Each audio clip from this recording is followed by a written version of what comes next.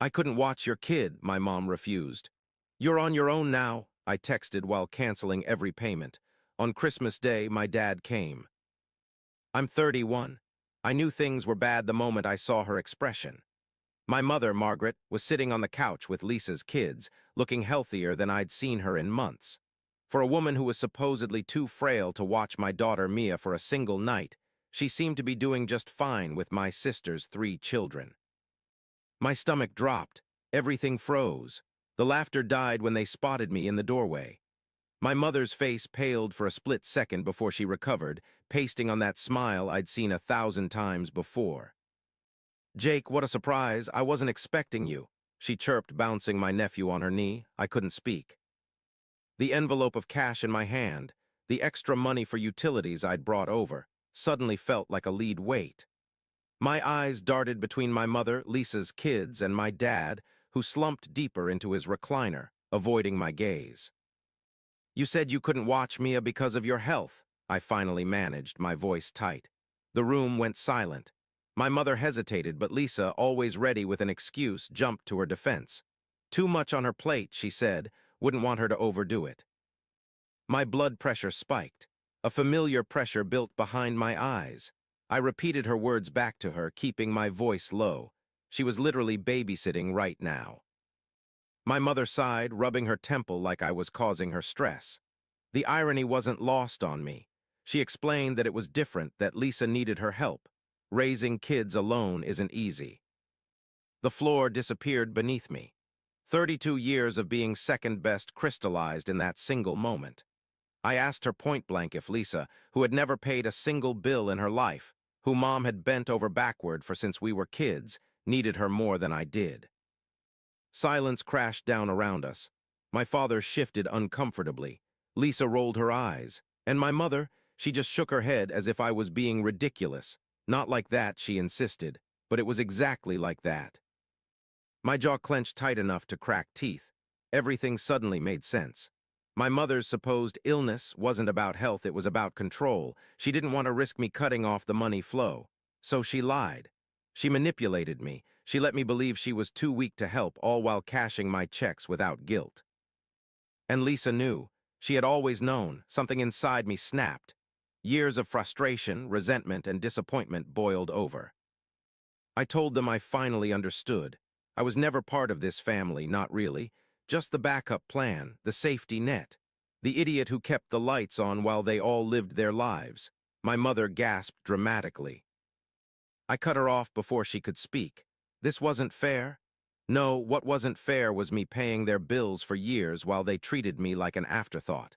Believing they actually needed my help when the truth was, they just didn't want to do anything for me. My mother was a liar.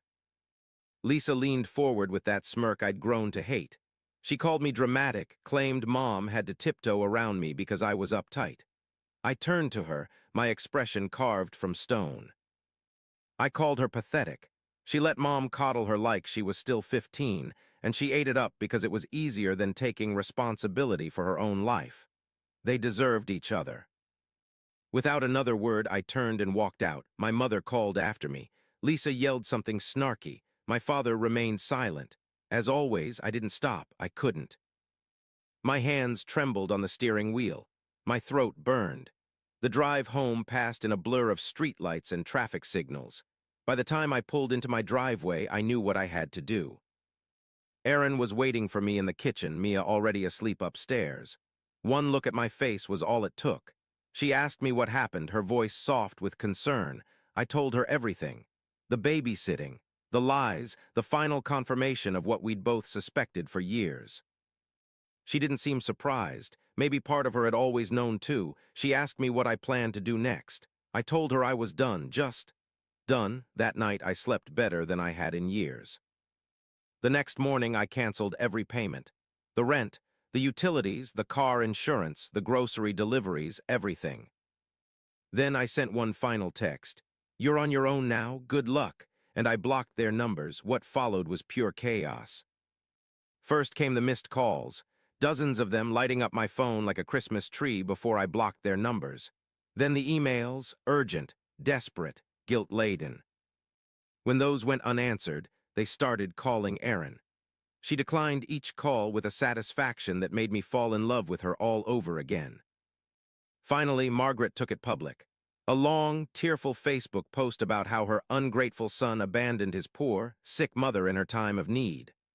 She described in vivid detail how she'd sacrificed everything for me, only to be repaid with cruelty. I didn't take the bait. Instead, I wrote my own post without dramatics, just cold, hard truth. I'd been paying their bills for years. My mother lied about being sick to avoid babysitting my daughter. She refused to watch my child for one night, but was perfectly fine watching my sister's kids. I was done being used. The reaction was immediate and brutal. Family members I hadn't spoken to in years reached out in support. Friends shared their own stories of toxic family dynamics. Even some of my parents' neighbors chimed in, mentioning how they'd seen my mother gardening or shopping on days she'd claimed to be bedridden. Lisa got the worst of it. Her carefully crafted image as the struggling single mom crumbled under the weight of questions about her spending habits and constant vacations. Then came the final act, a knock at my door 3 days later. Through the peephole, I saw them. Margaret and Frank standing on my porch looking desperate. My father's face was haggard. My mother's eyes were red-rimmed, though I wondered if the tears were genuine or just another performance. I hesitated, my hand on the doorknob. Part of me wanted to ignore them, to let them stand there until they gave up and left. But another part, the part that still hadn't completely let go, wanted to hear what they had to say. I opened the door but remained in the doorway, blocking their entrance. My mother began immediately. Her voice broke as she pleaded for us to talk, reminding me they were my parents. I told them to talk, not moving from my position. My father cleared his throat. "Son, your mother is devastated. We both are. We never meant to hurt you." "You didn't mean for me to find out," I corrected him. "There's a difference." My mother reached for my arm, but I stepped back. "Sweetheart, I know you're upset, but cutting us off like this, it's cruel. We can't make our rent this month. The electric company is threatening to shut off our power. Is that what you want? Your parents living in the dark?" The guilt trip was so predictable, so transparent, that I almost laughed. "You have options," I said calmly. "Dad can get a job, you can downsize to a smaller place. Lisa can finally start contributing, or you can keep playing these games and see where that gets you." My mother's expression hardened. "After everything we've done for you, this is how you repay us, by throwing us out on the street. What exactly have you done for me, Mom? Name one thing from the past decade that wasn't about what I could do for you." Silence. My father looked away. My mother's mouth opened and closed, but no words came out. That was what I thought. I told them. They had made their choice. Now they could live with it. I shut the door. For the first time in my life, I was truly free. No more guilt, no more manipulation, no more chasing love that was never really there, and it felt damn good. The next few weeks were surprisingly peaceful. Aaron and I took Mia to the beach for a long weekend. We started looking at houses in a different school district, something we'd talked about for years but never pursued. I got promoted at work, partly because I could finally focus without constant family emergencies distracting me. But of course, life is never that simple. The gossip reached me through well-meaning coworkers and distant relatives. My parents were spreading rumors that I'd had some kind of mental breakdown. Lisa was telling anyone who would listen that I'd always been unstable and money-obsessed. My aunt called me one evening. She skipped the pleasantries, telling me immediately that they were saying I'd lost it. Margaret was telling everyone I was having some kind of midlife crisis. I sighed, leaning back in my office chair. I asked her if she was surprised. Not even a little, she admitted. She knew my mother. She couldn't stand losing control. My aunt had always seen through my mother's manipulations. It was why they barely spoke anymore. I asked her how bad it was. Bad enough, she told me. They were apparently being evicted next month. Frank tried to get his old job back at the hardware store, but they weren't hearing. Lisa had been asking everyone for loans, but people were starting to connect the dots. A twinge of something, not quite guilt but close, passed through me. I told her it wasn't my problem anymore, but my voice lacked conviction. My aunt was quiet for a moment. She agreed it wasn't and acknowledged I'd done more than enough. She just thought I should know what was being said. After we hung up, I sat in silence, watching the sunset through my office window. Was I a bad son? A cruel person? The doubts crept in like shadows. Erin found me there an hour later, still staring into the distance. She asked if I was okay, perching on the edge of my desk. I admitted I didn't know. Part of me felt free, but another part felt guilty. She took my hand, her expression serious. She reminded me that I'd supported them for years. I'd given them more chances than they deserved. All they had to do was be honest with me, treat me with the same respect they gave Lisa. They couldn't even do that. She was right. I knew she was right. I confessed my worry about what would happen when they really needed help, when they were elderly and genuinely couldn't take care of themselves. Erin squeezed my hand. That was a bridge to cross when we got there, she told me. But supporting them didn't have to mean being manipulated by them. There was a difference between helping parents and being their personal ATM. I nodded, pulling her into my lap. I asked her when she got so wise. She claimed she'd always been wise. I was just finally listening. 2 months passed. Mia learned to count to 20, a development that brought me more joy than any promotion ever could. We put an offer on a house in a quiet neighborhood with good schools. Life moved forward. Then came the Christmas card. It arrived on a Tuesday, nestled between bills and grocery store flyers. No return address, but I recognized my mother's handwriting immediately. Inside was a generic holiday card with a family photo. My parents and Lisa with her kids, everyone smiling as if nothing had changed. On the back, a single line in my mother's looping script. "We miss you," no apology, no acknowledgement of what had happened, just 3 words that were supposed to make everything better. I tossed it in the trash without a second thought. That evening, as Erin and I decorated our Christmas tree, the doorbell rang. I froze, tinsel in hand.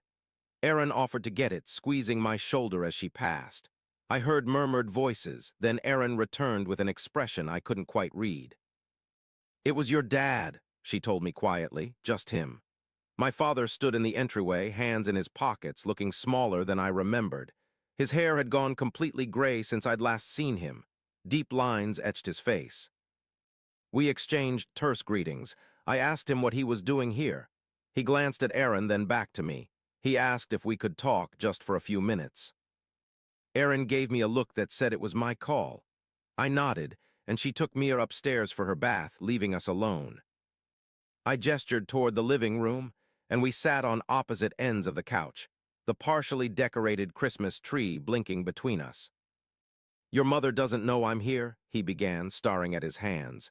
"She'd be furious if she found out. That got my attention. So why are you?" He took a deep breath.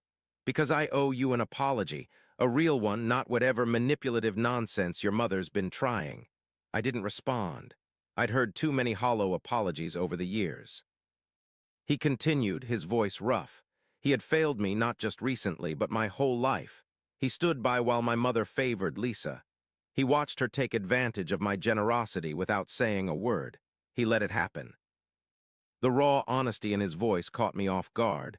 I asked him why he never stepped in. He rubbed his face, suddenly looking every bit his 68 years. He confessed he was a coward. It was easier to let her have her way than to fight about it. Easier to stay quiet than stand up for what was right. He didn't expect forgiveness. He wouldn't in my shoes. But he needed me to know that I was right to walk away. And he was proud of me for having the courage he never did. Something tight in my chest loosened slightly. I asked him what would happen now. They were moving in with Lisa, he told me with a grimace. My mother's idea, not his. The irony was, Lisa wasn't happy about it either. Turns out she didn't actually want to take care of them. Who'd have thought? Despite everything, I felt a small smile tug at my lips. Shocking, I deadpanned. For the first time in months, my father smiled too, a sad, tired smile, but genuine. He said he should go. My mother would be wondering where he was. I walked him to the door, uncertain what to say. He paused on the threshold, turning back. "Merry Christmas, son. That's a beautiful little girl you've got. You're a better father than I ever was." Before I could respond, he was gone, trudging through the light snow back to his car. I closed the door, leaning against it, oddly shaken. I hadn't expected him to acknowledge his failures, let alone apologize for them. It didn't erase the past, but it was something. Erin found me still standing there minutes later. She asked if I was okay. Yeah, I said, surprising myself by meaning it. I think I am. That night, as we finished decorating the tree, I thought about family, not the one I was born into, but the one I'd chosen. Erin, who loved me without conditions. Mia, who looked at me like I hung the moon. Even my friends and coworkers who'd stood by me through everything. They were my real family, not perfect, but real. We moved into our new house, a modest 4-bedroom with a backyard big enough for a swing set. Mia turned 3, celebrating with a dinosaur-themed party that left our kitchen covered in green frosting for days. I heard from my father occasionally, brief, awkward phone calls that neither of us quite knew how to navigate. My mother still refused to apologize, telling anyone who would listen that I was the one who needed to make amends. Lisa had apparently kicked them out after 2 months, unable to handle their constant demands. They were now renting a small apartment on a fixed income. Part of me felt vindicated. They were finally facing the consequences of their actions. But another part felt sad, not for them exactly, but for what could have been. For the relationships we might have had if things had been different. One sunny Saturday, as I pushed Mia on her new swing set, my phone buzzed with a text from an unknown number. "It's Lisa. Can we talk?" I stared at the screen, unsure how to respond. My sister and I hadn't spoken since that day at our parents' house. What could she possibly have to say now? Curiosity won out. "When and where?" I replied. We met at a coffee shop the following Monday during my lunch break. Lisa was already there when I arrived, looking different than I remembered. Less polished, more real. She thanked me for coming. I asked her directly what she wanted. She wrapped her hands around her coffee mug, avoiding my eyes. She owed me an apology, she finally admitted. She'd been awful to me. I raised an eyebrow, waiting. She explained how she thought it would be fine when our parents moved in with her.